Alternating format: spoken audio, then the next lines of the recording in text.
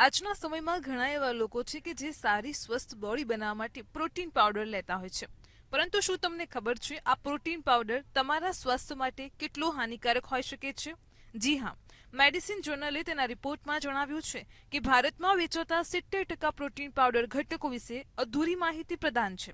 Protein supplements વેચતી મોટી બ્રાન્ડ્સમાં પણ arsenic, cadmium અને શીશાનું ખતરનાક પ્રમાણ જોવા મળે છે, જે ફક્ત લીવરને જ નુકસાન પહોંચાડતું નથી પણ આપણા મગજ પર પણ તેની અસર કરે છે.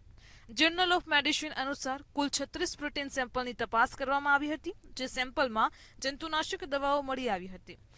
એક નમૂનામાં ફેનોબ્યુકાર્બ, બીજા નમૂનામાં થાઇમેથોઝોમ અને ત્રીજા નમૂનામાં એઝોક્સિસ્ટ્રોબિન અને ડાયમેથોમોર્ફ જેવા જંતુનાશકનો જથ્થો મળી આવ્યો હતો, જેથી માથાનો દુખાવો, આંખમાં ઓછું દેખાવું, ત્વચા અને એલર્જીની સમસ્યા થઈ શકે છે.